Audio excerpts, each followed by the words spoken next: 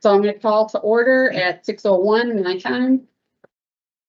Roll call, we have Laura Belsky, John Franco, Keith Gray, Felix Garcia, Frederick Brookhouse, and John Morrissey. My understanding is that Aaron Farrow will be a few minutes late, and we have Melanie Jarzembowski with us. I'm not sure where Adeline is. Do we have any citizens' comments? I don't even see any citizens here, so I will take that as a no. You guys aren't citizens. I will take that as a no. Do we have any supervisor comments this evening? Yes. I just want to ask our youth and governance, is this about your last meeting with us? Yeah. So, I'm sorry, I missed so many. so here's one question I have for you, and others might have questions for you too. It seems to me, I don't recall you missing a meeting. So have you been, what has been your attendance? Oh, I'm not sure. I know I missed a couple meetings, but I think it's where I'm supposed to be at for the board. So you've been a steady at most of our meetings. And congratulations for that. Yeah. So so what, any takeaways from being here for a year? And I actually learned a lot from like the meetings, like about like the judicial process and like the law enforcement, which is really cool because I didn't ever consider that before. Well, thank you for attending all year long. Yes, thank you very much. Any other supervisor comments? Okay, I'll move on to chairman comments. First of all, I just want to thank you all for being so patient with me as I was going through this medical journey. And I'm still on the journey, but almost done. I will have breast cancer surgery on May 28th. They're going to do both surgeries together, which I'm very happy for. And then I will continue on hormone therapy for the rest of the year, and I require radiation, they told me just this week. So I'm not looking forward to that, but I should only miss 3 weeks in June. So other than that, I should be good to be here. So I thank you all for bearing with me. I know we started out strong, and I can't thank Vice Chair Franco enough for stepping up, because a lot of times I would call him last minute because I was not feeling well.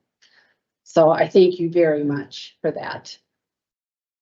Another thing that we, because of my absence, that we have lost sight of is a rotation of all the law enforcement departments cycling through and presenting to this committee.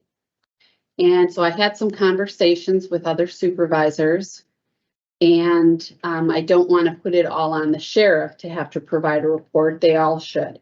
So I prepared something that I am going to be, and I'd like your opinion on it, how you feel about it.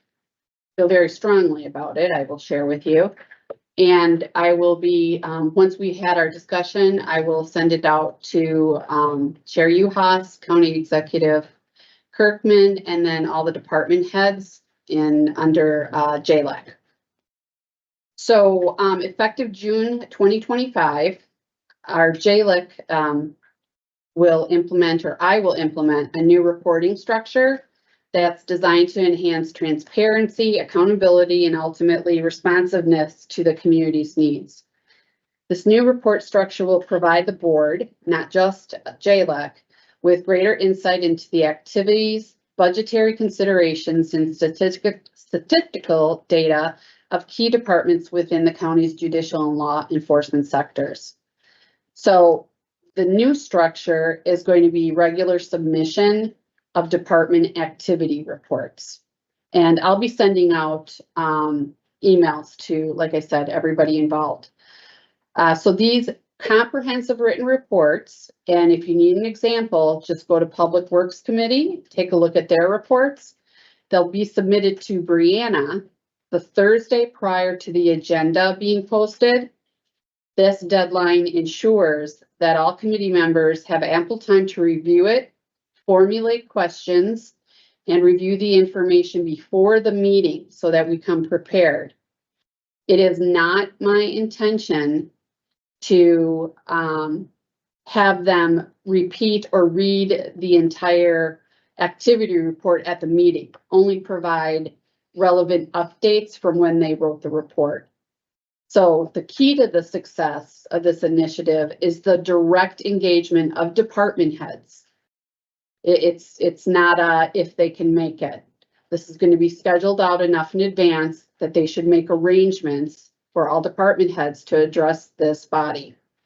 These individuals will be required to attend the JLEC meetings when their respective reports are being discussed, allowing committee members to directly address any questions or receive updates on the information provided. And I'll honestly say, if we sit here and we don't have any questions to ask them, then I don't think we're doing our due diligence. We just can't nod at things. Dig into it. That's what you were elected to do. Understand the budgetary impacts of programs that are going in place or changes that are happening. Everybody on this committee should have a question or a comment. We just shouldn't sit here and let me talk or John talk. So everybody needs to get involved. Let's see. The direct line of communication will foster a deeper understanding of the challenges and opportunities facing each department. To ensure a balanced and consistent flow of information, I have established a rotating schedule for the submission of department activity reports. The following departments will present the reports according to this following schedule. Could you get this to Brianna, please? So Juvenile Intake Services Director Mary Lynn Beyer will be expected to present, and she will present in June, October, and February. Clerk of Circuit Court Rebecca Mateska-Mentek will present in July, November, and March. Sheriff Zerner will present in August, December, and April. District Attorney Solis will present in September and January. So every month we will have a department head rotate in to give us their activity report. And it's especially important that we understand budgetary requirements. If resolutions come through, we understand what the impact to the budget is and if it was budgeted. So those are the kind of things that we should be looking at. We also need to update the activity control license. We need to have a say in that and in the cabaret. So the cabaret will be the next activity for this committee to address because it does need updating. So the structured rotation will provide this committee and subsequently the entire county board with a holistic overview of the budgetary needs and wants, or you could say needs versus wants. By having access to this information on a consistent basis, the board can make more informed budgetary decisions. Because there should be no surprises when it's presented in April, nor when it is presented in November and approved. We should fully understand the budgets that we're responsible for and where there are any shortfalls and why. That's our responsibility. The implementation of this new reporting structure represents a significant step forward in enhancing the transparency and the accountability of JLEC by prioritizing regular communication, statistical data, and I don't mean that reports can just be sent to us. They have to be presented, especially because it's going to be cycling every 4 months, and provide the board with a deeper understanding of the crucial work being done within the county's judicial and law enforcement endeavors. So that's the change that I'd like to put in place in June 2025, and I would appreciate any feedback. Yes. So if I understood, I thought when you started reading, you said every month there'd be a report from each of these. That's not. No, not each of them. So whichever individual department is presenting, they are required. Prior to be here. This makes much more sense to me than having a standing item on there for one department every thing. Mm-hmm.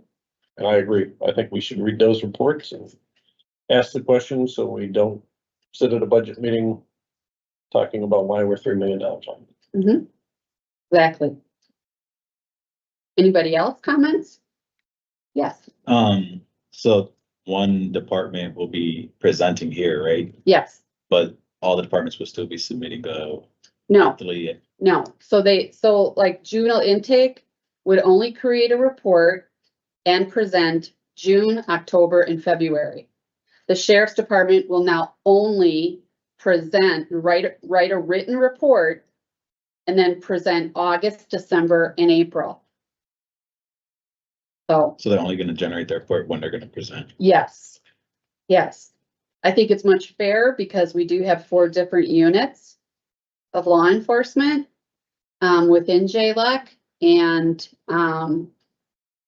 it does need to be written so that it can be transparent to the public as well. But also it allows us to do our research before we come into this meeting to ask the appropriate questions. Especially with us going into a new budget cycle, we're really going to be focused on, are they maintaining the budget? Because I know there's a lot of shortfalls with the budget coming up. It's not going to be as robust as before. So we need to pay close attention. Yes. Yeah, so a report, I get it, and a presentation. Do you offer guidance on exactly, what level of detail? Right? I'm Or not is looking it up for a to them? 5-page report. I'm looking at budgetary impacts. Programs that are in place that perhaps they don't have enough money for, or like they talk about the wellness program. What is their needs for that? How can we assist perhaps? Making us aware that they have issues with the wellness program. So are you asking them to track, so let's just say the budget's $1 million and we're 4 months into it, theoretically, you would have 40% of that spent at that time. And a report of whether it's tracking properly or not, and if it's not, why, and then can we help? Yes, That's the purpose. Yes. Okay. So. or so why part were of we it- made aware of it before if we're, As opposed to the end of the year, here's my Yeah. budget, and oh my God, Yeah. it's too late, and that's for everyone. right? I know that Clerk of Circuit Courts has an issue with needing more funding. And so we're, Chair Uhas and I have done a resolution to request from the governor additional funds to help the Clerk of Circuit Court. But you And I see think- it coming, right? Yeah. It's not at the end of the year, the tally tells you you're off. Right, but we have to do our homework too as committee members. So we need to understand the budgets, and if we don't understand the budget, then make an appointment with somebody that does understand it better, understand where and how money can be moved around. We can also enlist Patty to come if we need, further, if you need more information. So he can read what we're talking. Yeah. So, any other comments? How much, one more question. How much of this do you think the county executive does on a regular basis, right? So is this a parallel effort? I would imagine, Sam does this. I Maybe think not. she does it at a different level, because I did talk to her about this already. And, she does it at a different level with more strategizing and maybe allocation resource and what kind of budget they're looking at.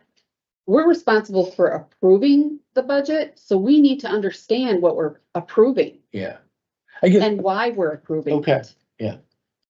And so it's good to know, like, I want to hear some wins too, like some of the community programs. I know that the sheriff's department does a lot of outreach, whether it's DARE or the Explorers or whomever it might be. Let's highlight some of those wins. Let's talk about the great things that's happening on the department. I don't think we hear enough about them.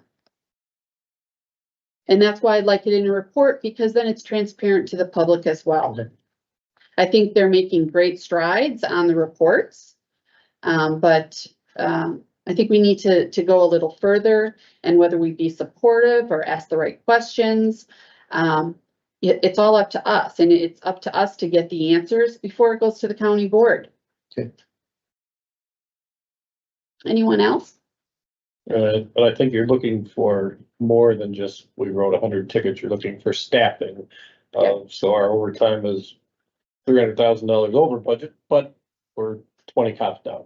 Right, I mean, or corrections, we're down, but yeah, that's what I'm looking for. Kind of what's highlighted right now in the sheriff's standing agenda resource allocation, because that's all budgetary impact. Mhm. That's what I'm looking for. Especially I wish that we could do more for the wellness program. That's important, but we need to understand it. We need to understand the needs. We need to understand the budget and where that money could come from. So it's on us to do that.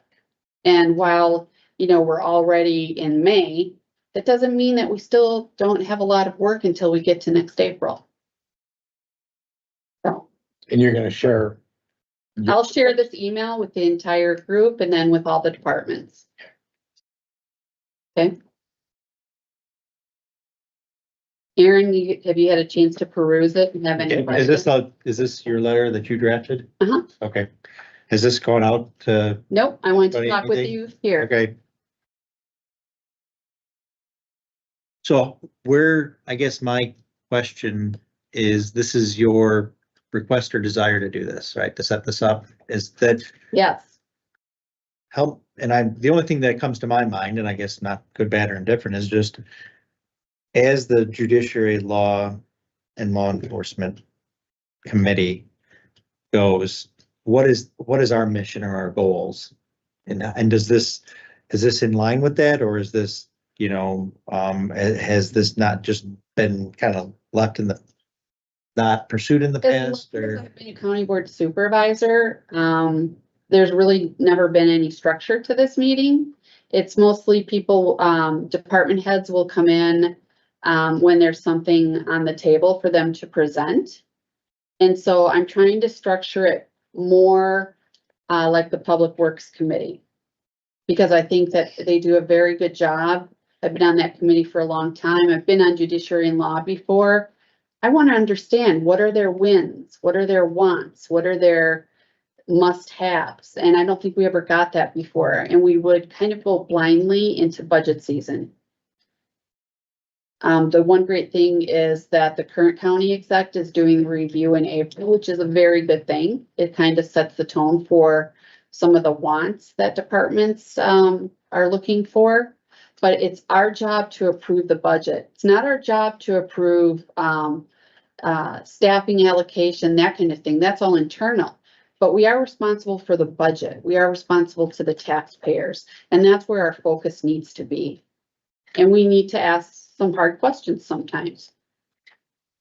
And just thinking about this as far as the public works goes, so what is our entire budget for the county? It's somewhere, what? 300, close to Yeah. 300 million. Right, 300 million. And I want to say public works is like 75. This Million. is the largest. Right. And I'm just using that as an Yeah. example. Yeah. Like, so then that becomes one of the largest taxpayer funded, because I think Health and Human Services is bigger, but It is bigger. Is It's it bigger? not- And then it's the sheriff's Then department. it's sheriff. it's But not federal. funded by taxpayer, by tax levy Right, dollars. It's right. by Right. federal Grant dollars. You get a lot of grants, federal Right. grants, right? So I think what you're trying to get at is that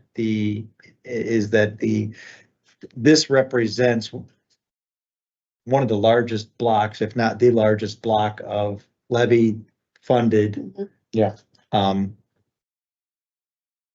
Departments, Budget, yeah, yeah. part of the budget. So it's, and right now with the highway department, you feel that there's a good amount of reporting and transparency and discussions at the meeting that helps the committee know what's going on kind of internally within the Public Works Department. And what you're looking for is for similar reporting structure and then transparency and visibility into some of the other the other departments and groups. Yeah, The juvenile intake, the clerk, and the sheriff and the VA, Infected VA. Witness Program. right.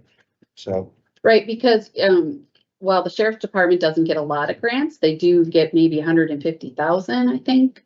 But we need to understand, if they can't get that grant, how does that impact them? Because then we would need to take it from the levy. Because human services isn't gonna have the money to be able to shift. Human services is gonna be really tight this coming year. Right? I know. Yeah, yeah. I brought that up at the meeting, yeah. So, So I'm just trying to bring a little more structure, so it's meaningful not only to us, but it's meaningful to, the citizens of Kenosha County. Bring some structure to it. So are we good? I certainly think it's fair to bring them in every 4 months. I'm not asking them to come every week like Public Works does. Right. Public Works has to show up every month, every department head. And I certainly wouldn't support that. Again, Yeah, right. I don't know that having the. sheriff Every on four, time every 4 months, they would cycle through. Mhm. Okay, Makes sense to me. okay. Then I will be sending this out tomorrow. Okay, thank you. Thank you. Next on the agenda, we have approval of the minutes from April 2nd. So moved. Second. All in favor? Aye. Any opposed? Passes.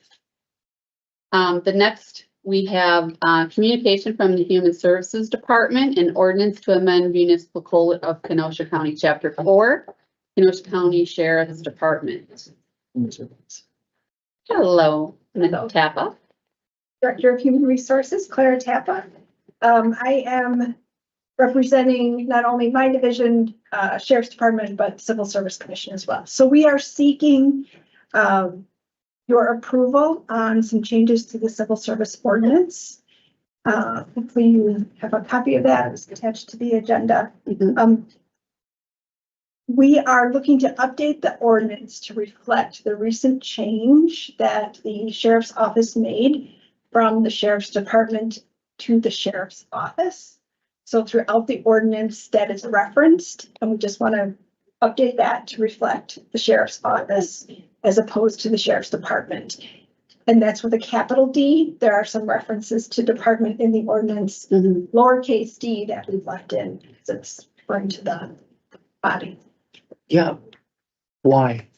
What's the logic behind that change in language from department to office? I'm just curious.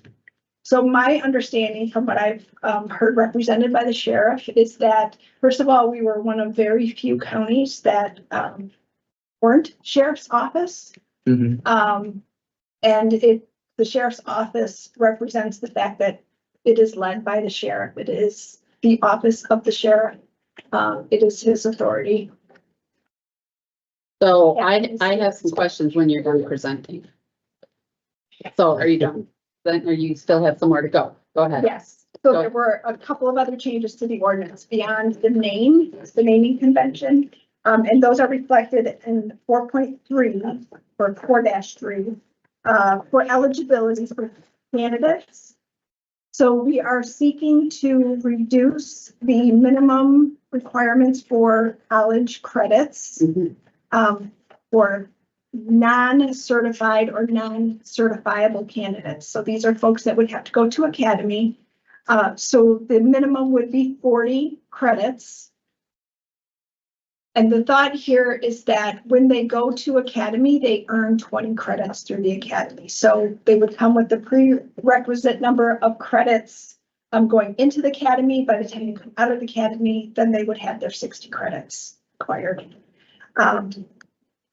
Certified or certifiable candidates would still be required to have the 60 credits for eligibility because they're already done with the academy. They don't, they wouldn't go there post employment with us. And the second change is the minimum age requirement. So we would be looking to change the minimum age of the applicant from the current 20 and a half to 18 and a half at the time they're applying, so that they are 19 years of age upon date of hire. So we wouldn't hire under 19 years of age. That's all then? Yes.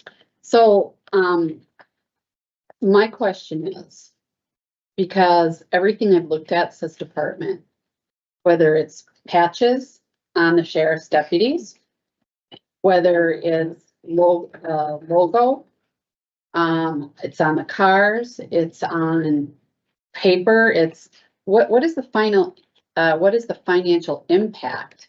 And where was it budgeted to change it from department to office? So my understanding is because they wanted limited financial impact. That's why you're not seeing it changed everywhere immediately all at once, because that would have had a significant financial impact. So they're doing it more so through attrition, I guess I would use that term. So as inventory runs down and they're replacing, they're updating. I know their patches they're working through. What about badges? But there, it's all on the badges too. Yes, Laura, that aspects also being looked at, for looking at transitioning possibly even from metal badges to a different Velcro type, to reduce the cost, but just like Director Tapp was explaining, it's primarily done through attrition. For example, squad cars, there's a set number of squads right now that are pending to be built. That cost for the upfitting of that squad already built into the budget. So it's just a matter of converting the old logo into the new logo.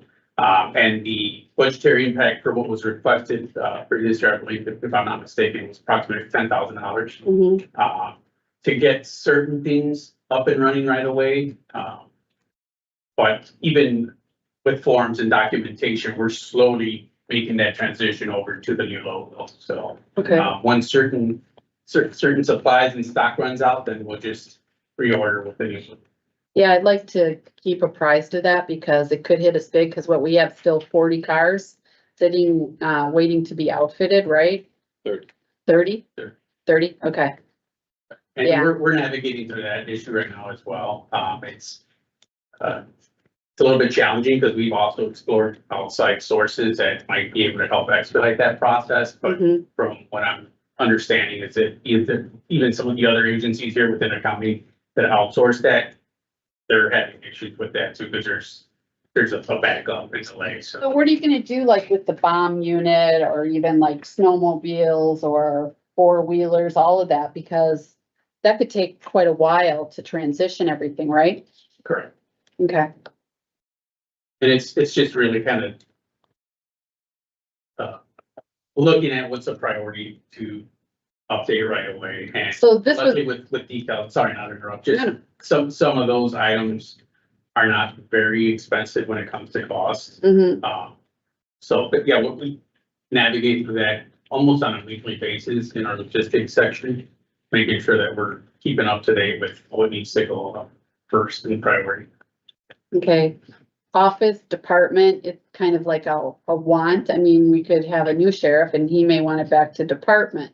So, I mean, And we understand that we are still a department of the Yeah. county. yeah, But just like Director that was explaining, the it office of comes the with the sheriff. position, right? Sorry, I might have your hand up. Are you gonna be changing, the logo at all? That's on the badge? No, not that I'm aware of. Okay. That is not something that we've explored. Now, the badge, the design of it itself, yes, that Mm-hmm. Okay. has changed. Yeah. So, So all that is transitioning. It would be nice to know then in your quarterly or your 4-month reports where you're at with that transition Okay. and rollout. I think that would be something beneficial and how much it is costing. And what line item it's coming from. Yes, Supervisor Gray. I might have missed it. I'm sorry if I did, but what's the driver for the change? Like what's driving it? The name change, was something the sheriff felt very strongly about. Is it like a public perception?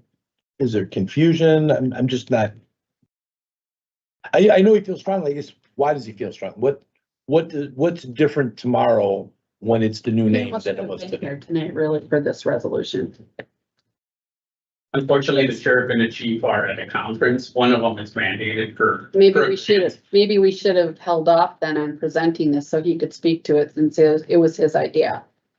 So just commentary.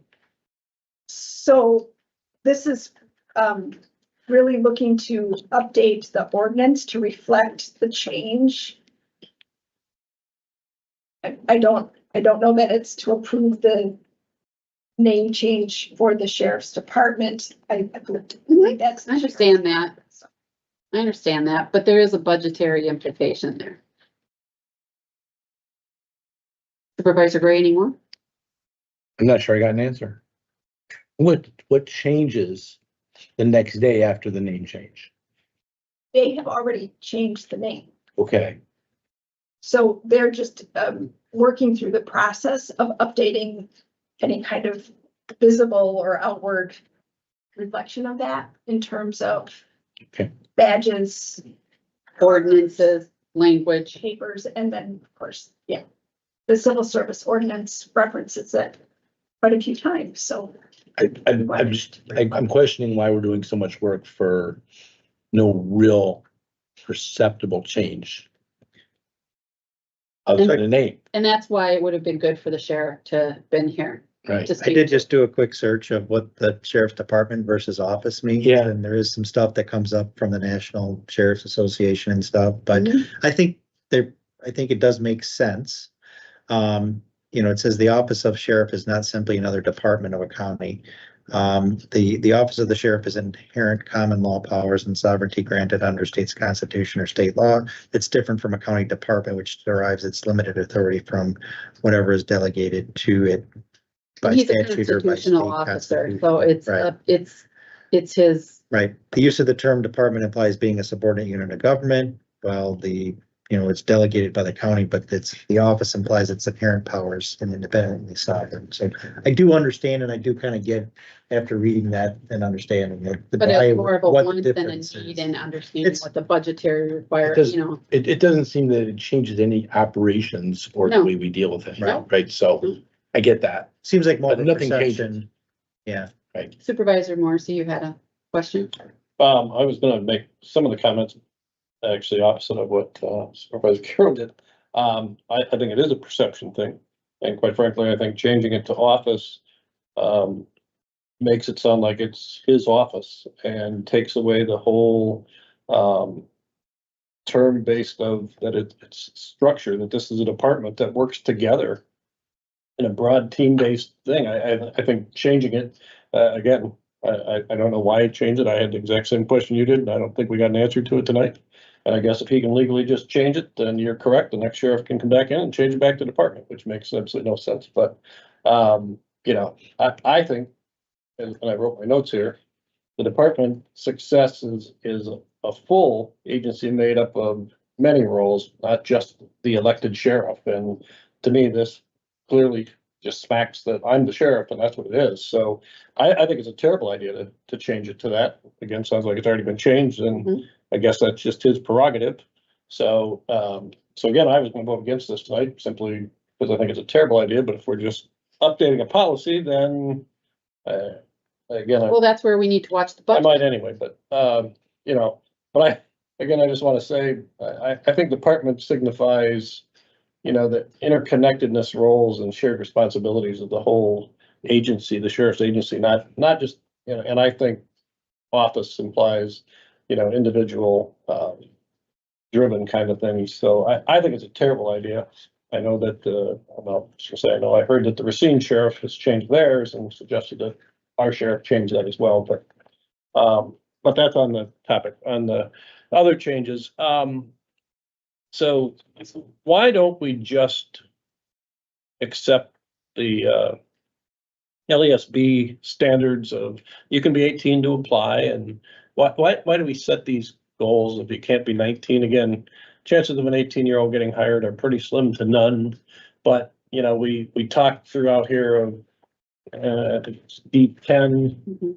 where it says, other certifications under the LESB or Law Enforcement Standard Board. Why don't we just accept those instead of changing it to 18 and a half and 19?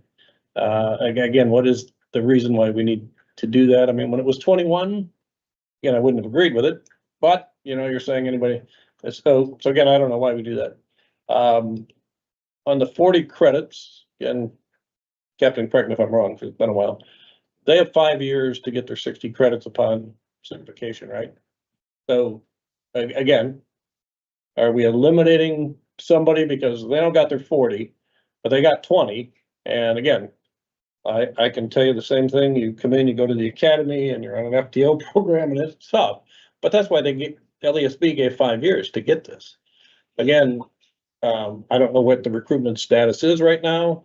But, at the PD, city PD, there was times in the last few years where you were getting 60, 80 people. When I was still there, we had 1,400 people apply, so I get it, but if we're changing it, why are we doing that? I understood your thing of, well, 40 and they get their 20, so now they meet it, but I think you're potentially limiting yourself and people that don't quite have it. Under C4, that's where it says can't have the felony. I get it. Correct me again, Captain, if I'm wrong here, it's been a while. If you have a domestic violence conviction, I think misdemeanor or above, you can't be an officer, right, either? So if we're gonna change it, we probably should include that. Again, I know we could go to D10, I think it is, and it says any other LESB, but if we're gonna set requirements so everybody knows, if you got a felony or you got a DV, don't bother applying because you can't work here, I believe that's part of the LSB. And again, maybe D10 covers that because we say that, but again, my point would be if we're gonna say that, then why don't we just accept all LESB rules and, again, if you get this outstanding young man that's 18 or young woman that's 18 that comes through, I hate to restrict it, so I know I threw a lot out there with the questions too, but why don't we just follow those standards? This is a short answer, I guess. Sure, it's been the interest of the sheriff's office, the Civil Service Commission, to have a high bar for our deputy candidates and for our team. We have adjusted those eligibility standards since my time of being here. We discussed that age level, and there is an interest to keep it at 19 at higher, not reduce it. And that all speaks to the quality of candidate, who's coming, who's eligible, and where they're at when they get brought into the office. We've chosen to have a little higher standard, and I can update you on where we're at, if you'd like. Sure. So currently we have 5 vacancies, for deputies. We have a candidate starting on the 19th.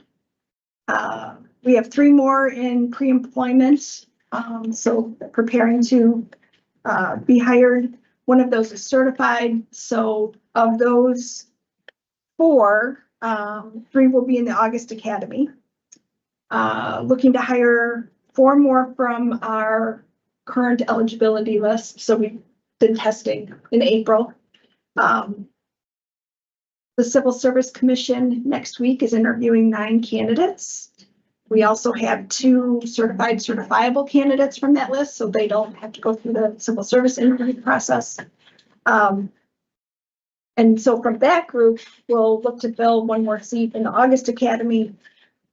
And with, if those all go well, we should be fully staffed with 3 overhires by August.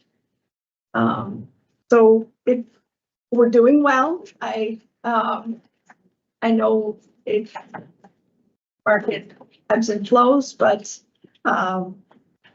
we also have a pretty healthy list of more candidates from that April test that we can pursue. Are any 18 or 19 or 19 years old? No, not because we don't have that standard. We won't have that until this change. It was 21.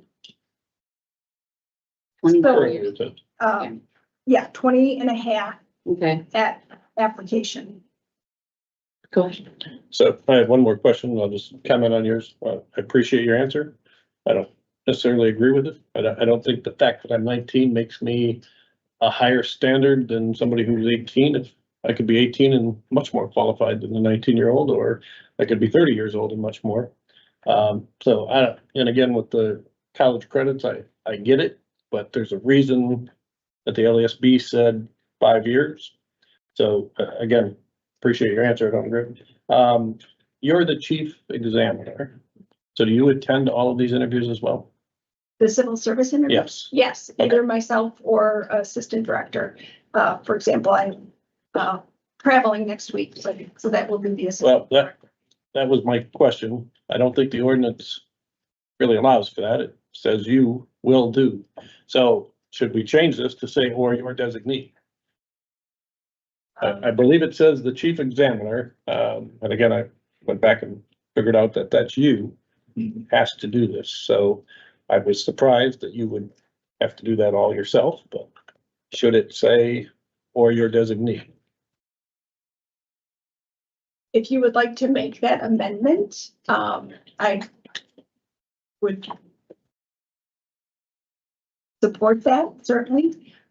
It's my understanding that it does allow for that. But it is an ordinance and it doesn't state that, so I think it needs an amendment.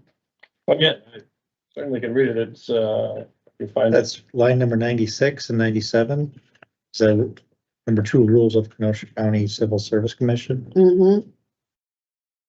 So that's 2A there. It says shall supervise all examinations.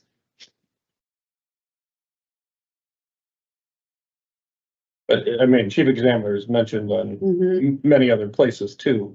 So again, I just want to make sure that if we're changing these ordinances, we've changed some other ones, and I don't think we actually changed the ordinance with other than perhaps maybe what the initial intent was. Again, if you think you have the authority to do that, then I'm not the attorney in the room. I would, refer to Corporation Counsel. Did, Council Cardamone review chapter 4 changes? Yes.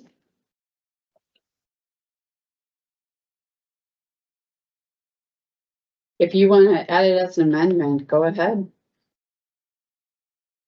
Again, I don't know if it's needed or. Again, I It was sounds just like it is. reading it, that it appeared to me, and I found it strange that you, because of your position, would have to sit through all of this.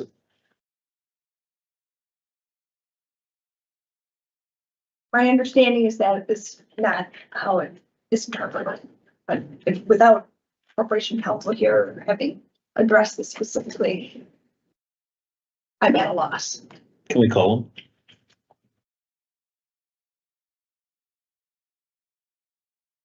I don't think it is detrimental to add that, especially if it clarifies. Well, it looks like the ordinance, it's really interesting how it reads too in that section. It says the Civil Service Commission shall appoint the Director of Human Resources to act as chief examiner under its direction. So it's like whoever holds the position of human resources, Director of Human Resources, is the one that's going to be the chief examiner. So it's like they shall appoint it, but it's already codified. So that's interesting in and of itself. But Most of them have the wording or their designee. right. Makes sense to me. I mean, Go ahead and add it then. We'll vote on it. no, I'm fine. Sure. Ooh, Any other questions? I do have a question. Does the county have an agreement with the Gateway, right? Gateway does the academy for the county. Well, Okay. So do we have an agreement that limits us to a certain number of spots that we can send, or is it first come, first serve? It's typically first come, first serve. They do make an effort to accommodate us, whenever we reach out beyond our local, academy. We typically reach out to the state for approval, which, given the circumstances that there are not enough jail academies in play right now, we are allowed to go up to MATC for the jail. Okay. As far as the sworn position goes, we have not encountered that dilemma recently, so we're still able to send people to the local academy here in Kenosha. I guess I only asked because we know we have 5 vacancies, but we only have 4 prepared to. We have 1 ready and then 3 that still need to go to the academy. so certified and certifiable candidates do not have to go to the academy. Even certifiable. That means they've been through, they just haven't been hired by a law enforcement agency yet. Right. So there's just one more. Okay, that makes sense. Thank you, I appreciate that. I guess what you said about 18, I'm not opposed to that either, but I would still like the 40 credits to be there because that's also something that could be on the county if we spend all this time training them and they don't get their 60 credits and then we gotta dump them. So, I mean, that's something that anybody else is in agreement with. I wouldn't mind adding that. And do we know why this change was made? She's dropping it 240 from 240, 60. yeah, but why was it made? So one of the benefits of this, so high school students today can take college credit courses. And there are some that have close to 40 when they graduate high school. So we don't want to miss out on those candidates when they might be meeting that eligibility requirement. I'm just gonna be facetious here and say, but we are missing out because they're 18 when they're getting out of high school. Yeah. But anyway, just a side comment, but again, I just think you're maybe missing out on people that have 20 credits and could get the 60 in the 5 years. I can tell you from the city police, I think there was only one that I ever recall since this went into effect that did not end up getting the 60 college credits. And there were certainly other issues there, but. Well, there's also the element of they're starting a new career, they're coming on to the agency, they have a lot to learn. And if they're also trying to pursue that Understood. college education, I just think it's a better position for us. Any other questions, comments? And one, Yes, Supervisor Frey? it's just, may have nothing to do with how government works. In my company, my insurance company goes completely nuts when we hire people under 21. They're driving our trucks and there's something magic about somebody behind the wheel when they're 20 or 18 or 19 versus 21. Do we know that if bringing on younger candidates and offering them positions affects our insurance because of their age? I'm not aware of an impact, But I threw it out there. I don't know. It does my company, but again, that's different, private sector and government. I could just say at the city, it does not, because we have the blanket thing that covers everybody. So whether you're 99 or 21. Okay. It would be if someone's getting an individual driver's license. Big time. Right, Sure. I absolutely agree. I think. Under individual- 25, I think it Or is. private It's higher, yeah. Right, as it doesn't have. Are there any other questions? There's a couple more changes in there and I think pretty minimal, but I see they're striking uniform work rules and Oh, I'm for sorry. code of conduct. Yes, so. And then also saying we're striking work rules and putting policies. So uniform work rules is an old reference. We haven't had that for many years. It's our code of conduct now, so Okay. we're just updating that reference, and I apologize for. And then work rules is policies now.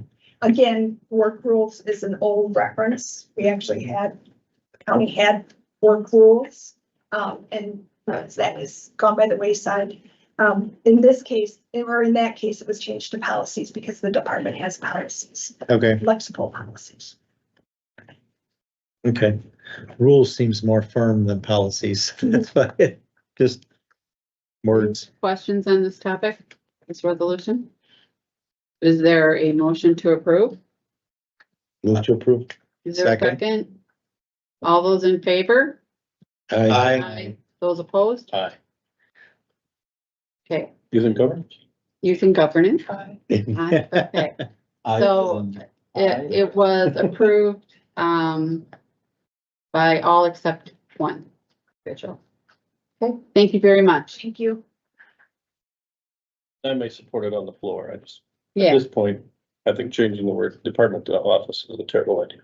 do you have anything for us? And just Okay. a few. Sure. If you don't mind. All right, evening, everyone. Lee Dallas, Captain of Admin Services. Captain. Won't hold you up too long. But I just want to start off by pointing out that this is Correctional Officer Appreciation Week. And I'd like to just highlight Supervisor Garcia for your kind of a gesture this week. I know that it was actually, it stirred quite a buzz, believe it or not. Yeah. We have some staff in our detention division that are very thankful for that gesture. What did he do? He brought over some good food to eat apparently to the different facilities and detention. So it's just very important to appreciate the staff, right? Not just in detentions, but I think for anyone that works in a challenging environment, it's well thought and appreciated. So I know Director Tapos touched a little bit on some of the staffing highlights and where we're at in our levels with staffing. I like to say that we're very pleased to see the significant progress that we're making with our staffing levels. Still a little careful because we want to see how that trends here in the future, make sure that we're maintaining that. But in the last couple of months, we've been trying to make some effort to think outside the box with our recruiting efforts. We've been able to make some promising partnerships right now, specifically targeting the veteran community. I'll share with Director Tappa that we finally made a connection at the Naval Training Center with Fleet and Family Support. There's a process for the Department of the Navy, the Marine Corps. It's called TAPS. It's the Transition Assistance Program. So our focus will be to target the veteran population that's going to separate from military service. I think there's definitely a lot of potential there to tap into folks with good skills and that have an understanding of that paramilitary structure. Stepping into law enforcement, it's very similar. And not that we're going to exclude folks, but we're going to target predominantly our junior enlisted population as they step back into the civilian world. See what else. She touched on our numbers already. And just for detentions real quick, I want to just inform you all that Aramark has officially completed their transition, making some significant milestones as they assumed full operation of our kitchens and the facility. So that's going well. We expect some of these changes to not only enhance some of the field services, but also the services as far as bringing some efficiency within our staff, not having to take on some of the responsibilities that they did before. And that's also with them taking over staffing as well. That's been of significant help. Vital Core Medical Services implementation. Pleased to announce that Vital Core has commenced providing medical services to our inmate population. While they're still in a process of filling some of the positions that are out there, we're pretty encouraged to hear that there's a strong staffing levels of their nursing team. I know that tends to be an issue around here in the community. There's some competition with wages between Chicago and Milwaukee, and sometimes the recruiting efforts on their part can be a little bit challenging. So very pleased to hear that that's working well. And also that some of the recent hires are folks that have institutional knowledge and operational knowledge within the facilities, because some of them are prior employees with other healthcare providers that we've had here before, to include KBNA and AppCare. So that's also encouraging. And just to let you know that for the next meeting, Captain Kleinkammer will be presenting the Country Thunder resolution, as well as being able to answer any questions that you might have from, I guess, some recent reports that he sent out on the operational. I'm glad you side. brought that up, because we have a really, really hectic weekend. I've done some talking with Wilmot Fairground people, and I know that Alpine Valley has Nickelback playing 2 days, but we have Country Thunder and we have Das Fest the same weekend. So I did some research and I understand at least we're bonded so that we know we're going to get paid by Country Thunder, whether we have to supplement staff or not. It's my understanding that former Sheriff Beth is responsible for the fairground security, and he's hired a group out of Racine. And that, we are supplying, I believe, 4 sheriff deputies, for, the Dots Fest. And we will be, and I checked with their attorney, to make sure that we are reimbursed the $7,000 or whatever it is, by putting, those deputies there on overtime. So I'm waiting to see, the contract that's gonna be sent to the sheriff's, office, to ensure that we do get reimbursed for that overtime. So, I did hear a couple things about it, but it sounds like it's gonna be a very, very busy weekend. I've also spoken with the attorney and he's assured me that DOS Fest will not be on the same weekend next year.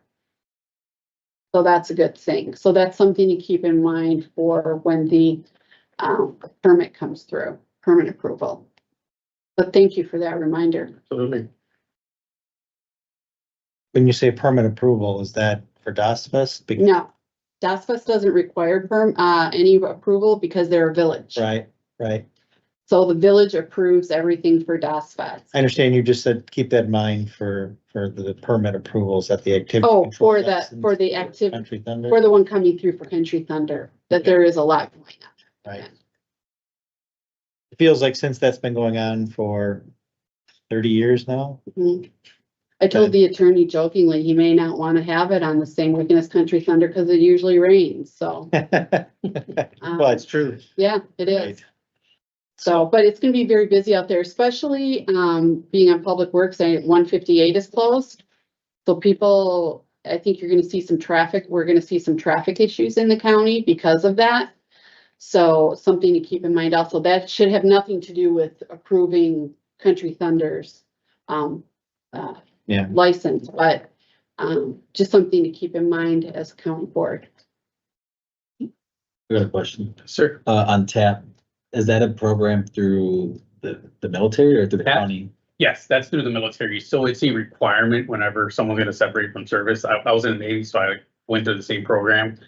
It's kind of like a little bit the opposite of onboarding, right? They're just preparing you to what's coming next once you step into the civil section, right? Anywhere from helping you write your resume, giving you different resources that exist once you are out so that you can transition into the civilian sector a lot easier. Because it is one of the biggest challenges. Yeah. You come from a certain structure, you're used to that, and then all of a sudden you hit the civilian world and you're like, where's all the discipline and order that you're so used to, right? So you step into our arena in law enforcement and a few other professions, and we parallel that type of structure. So it's the way we see it, it's an ideal opportunity for us to bring those people that already have that type of discipline and skill set and just show them what we're all about. And it just helps us also capture a potentially better candidate to come work for us. So just a different mindset, right? And this is at Great Lakes. Yes, Where- Naval Training Center, Great Lakes, right? Now there's different branches, obviously, that, we'd like to capture everybody, but, there's some challenges there too. We don't really have a major Army installation nearby. But NTC being the only major training center for the Navy, and there is a Marine Corps reserve unit that's also nearby who would go through those classes as well that we can capture. So, and I'm a little biased too because I'm Navy. So. Yeah. That's awesome. There are other questions? Yes. So when Aramark was put in and Ms. Tepp was here, did any county employees lose their job by implementing this? And how many did? Yes, so, the existing kitchen staff, other than the kitchen manager and the chief cook, which are retained by the county and will continue to work with Airmark. Other staff members, were offered positions with Airmark at their same rate of pay. But would end county employment, get Airmark employment. One employee chose to resign when pursued. We had another employee who has taken another position within the sheriff's office. Our third employee is working through the process of taking a county position elsewhere in the county. And then there were 4 that transitioned to permanent. Were those overall full-time positions, part-time? We had a part-time position. That was the person who resigned. So yeah. So then in general, they all have a job, Yes, either with the sheriff Yes. or the part-time person. right. And if, right, Okay. your choice was moved to their market, again, same rate again. Were they offered any severance or anything? How's the food? It's all right. Sometimes Yeah, I haven't heard any complaints, so. Okay. the potatoes and And that's turkeys like a are, bologna sandwich, right? potatoes and turkey gravy. Are there any other questions for Captain Gonzalez? Thank you very All much. right, you're welcome. Oh, please tell Captain Klinghammer he did a great job working with the Wilmot Fair Board on getting that all sorted out with sheriff support, and so they spoke very highly of him.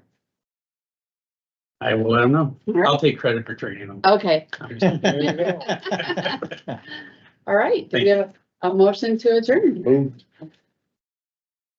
Yes. Second.